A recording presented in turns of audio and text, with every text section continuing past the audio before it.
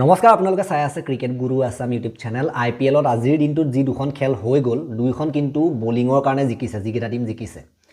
আৰু এক প্ৰকাৰে ক'বলৈ গ'লে এই যদি খেলখন চাই CSK আৰু SRHৰ CSK যথেষ্ট চেষ্টা কৰিছিলে ক্লোজ হৈছিলে খেলখন 10 ৰানত হাৰিছে CSK SRHৰ বিৰুদ্ধে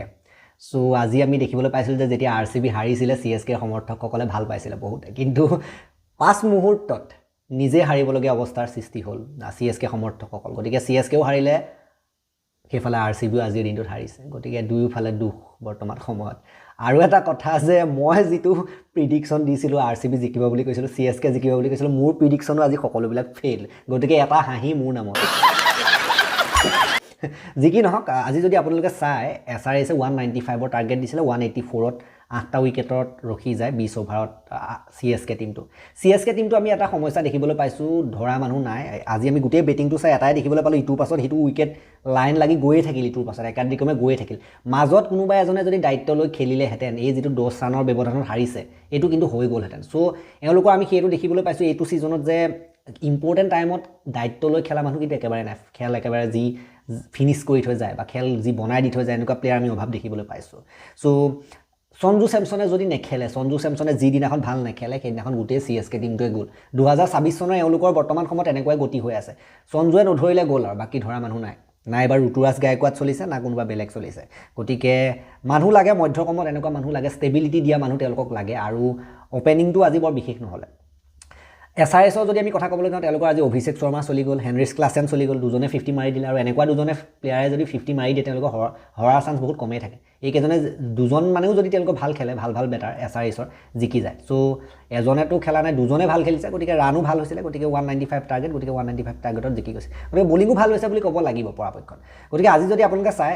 20 ওভাৰ 195 টাৰ্গেট দিছিলে 195 টাৰ্গেট দিছিলে অভিষেক 22টা বলত 59 ধুনীয়া খেলিলে ট্ৰেভিছ হেড 20টা বলত 23 ঈশান কিষণ এটা বলত 0 হেনৰিছ ক্লাছেন 39টা বলত 59 ভাল খেলিলে অনিকেত বৰ্মা 2 নীতিশ ৰেড্ডি 12 চালিল আৰোৰা 13 গতিকে এওঁলোকৰ কিন্তু দায়িত্ব লোৱা বিশেষ মানুহ নাই এওঁলোকৰ বাৰু মাৰিম কাটিংকে থাকে গোটেই প্লেয়াৰ কেইটা তেনেকৈ খেলে মাৰধৰ কৰিয়ে খেলে লিয়াম লিভিংষ্টন 1 শিৱাং কুমাৰ 12 প্ৰফুল হিংগে 0 গতিকে এনেকুৱা আমি দেখিবলৈ পাইছিলো আৰু উইকেটৰ কথা ক'বলৈ গ'লে দুটা উইকেট লৈছিলে মুকেশ চৌধুৰী বহু দিনৰ মূৰত আজি দেখা হ'ল মুকেশ চৌধুৰী চেহেৰা বাকি অঞ্চল কাম্বোজে 3টা ভাল বলিং কৰিছিল আৰু লগতে জেমি অভাৰটনে 3টা গতিকে 200ৰ তলত টাৰ্গেট ৰাখিছিলে যথেষ্ট ভাল টাৰ্গেট এটা ৰাখিছিলে ইমানো বেয়া টাৰ্গেটৰ ৰখা নাছিলে বলাৰ কেটা কিন্তু ইমানো বেয়া কৰা নাছিলে গতিকে 9টা উইকেট লৈ দিছে আপোনাৰ 200তকৈ তলৰ ৰান কৰিব লাগে পাৰিব লাগিছিলে চেছ কৰিব পাৰিব লাগিছিলে কিন্তু সেইটো সময়তে CSK এবাৰ গোটেই ফৰ্ম বেয়া আপোনালোকে জানে বেটাৰ সকলো বৰ বিশেষ কৰি থকা নাই সেইটো আকৌ গৈ পেলাই ঘূৰাই পকা অকাৰটো দেখুৱাই দিলে যেটো বিফল হৈ আছিল সেই বস্তুটো আকৌ দেখুৱাই দিলেগে তেওঁলোকে স্যামসনে যদি আজি অলপ দায়িত্ব লৈ খেলিলেহেঁতেন খেলখন জিকিবলগীয়া আছিল কিন্তু স্যামসনে আজি দেখিলো যে 7 ৰান কৰিলে 3টা বলত ঋতুৰাজ গায়কোৱাড তেখেতেতো দায়িত্ব লোৱাই নাই অধিনায়কৰ কোনো ধৰণৰ দায়িত্ব লোৱা নাই 13টা বলত 19 ৰান কৰি আউট হৈ যায় আয়ুষ মাহাত্ৰে নিজৰ কাম কৰি গৈছে 13টা বলত 30 একেবাৰে দুগুণ গতিত খেলি থৈ গৈছে মাহাত্ৰে নিজৰ যেটো চৰিত্ৰ সেইমতে খেলিছে দেন তাৰ পৰা যদি চাই মেথিউছৰ তেওঁ অলপ মাজত ৰখাবলৈ চাইছিলে বচাবলৈ চাইছিলে কিন্তু আউট হ'ল তেখেতো 30টা বলত 34 লগ দিয়া মানুহ নাছিলে তেখেতকো সিফালে সৰফৰাজ খান 19টা বলত 25 সৰফৰাজেও কিন্তু দায়িত্ব ল'বলগীয়া প্লেয়াৰ হয় কাৰণ আজিকালি আৰু ইণ্ডিয়ান টিমৰ বৰ্তমান সময়ত সৰু সুৰা প্লেয়াৰ হৈ থকা নাই সৰফৰাজ বয়সো বহুত হৈছে সৰফৰাজৰ আৰু দায়িত্ব ল'ব পৰা বিধৰ হ'ব লাগে বৰ্তমান সময়ত বহুত বছৰৰ পৰা খেলি আছে কিন্তু কাম নাই হোৱা দেৱাল ব্ৰেভিছ 4টা বলত 0 এইটো মেইন প্লেয়াৰ আছিল এইটো প্লেয়াৰ টিকি যোৱা হ'লে জিকি যায় কিন্তু 0তে গ'ল শিৱম দুবে 16টা বলত 21 শিৱম দুবে বাৰু নিজৰ চৰিত্ৰমতে খেলিব তেওঁ ৰখোৱা মেলা নিয়ম নাই জেমি অভাৰটন 15টা বলত 16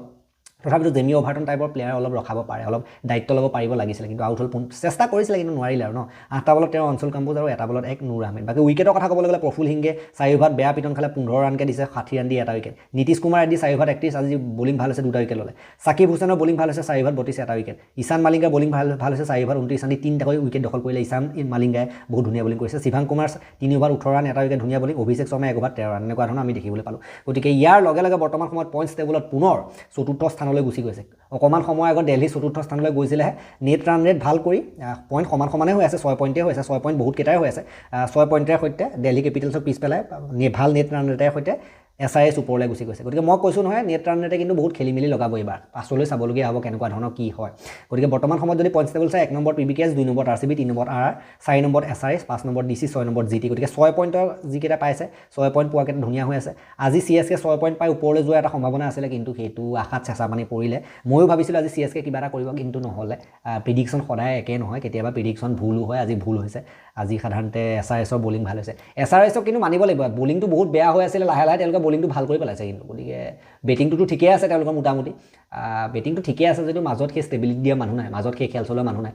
মৰাকেইটাই মাৰিলে যদি লাগিলে গ'ল আৰু নালাগিলে খতম ক্লাছেন আৰু অভিষেকৰ আজি যেনিবা লাগিলে কাৰণে তেওঁলোকৰ ৰানকেইটা হ'ল কিন্তু নালাগিবলৈ হ'লে বাকীকেইটা কি সেই ফকটিয়াই খেলিছে মাজত যদি তেওঁলোকৰ ইনিংছকেইটা কাটি দিয়ে আপোনালোকে বাকীকেইটাই কিন্তু ফকটিয়াই খেলিছে একো ভাল খেলা নাই গতিকে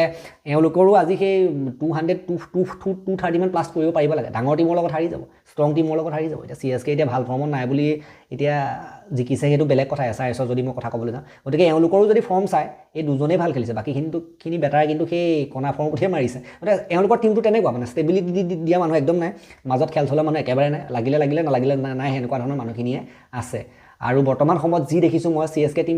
টিমটো বাৰু এটা ট্ৰানজিশ্যন মোডত আছে তেওঁলোকৰ টিমটো বহুত মানে ভাগি যোৱা নিচিনা হ'ল এক প্ৰকাৰ আগৰ কোৰটো গুচি গ'ল এতিয়া নতুনকৈ আকৌ বনাই আছে আকৌ অকশ্যনত তেওঁলোকৰ টিমটো ঠিক কৰিব লাগিব এইবাৰ নহ'বগৈ আৰু এনেকৈ হ'লে CSK বাকী এতিয়া যদি মই নেক্সট খেলৰ কথা ক'বলৈ যাওঁ নেক্সট 19 এপ্ৰিল তাৰিখে KKR আৰু RRৰ খেল আছে কলকাতাত আছে এখন RR জিকাৰ সম্ভাৱনাই বেছি KKR একো ভাল খেলি থকা নাই আৰু তাৰ লগতে ৰাতিলৈ আছে 7:30 বজাত 19 এপ্ৰিল তাৰিখে পাঞ্জাব আৰু লক্ষ্ণৌ এখনতো পাঞ্জাবে জিকিব লক্ষ্ণৌৱে যিটো প্ৰকাৰৰ খেল দি আছে লক্ষ্ণৌৰ বাদে দিয়া আৰু হয় নহয় লক্ষ্ণৌ আৰু KKR বাদে দিয়া বুলি ধৰিব পাৰি কিন্তু কেতিয়াবা জিকি যাব পাৰে কিন্তু চাওঁ মই এইকেইখন খেলৰ ক্ষেত্ৰত পাঞ্জাব আৰু ৰাজস্থানৰ লগত যাব বিচাৰিম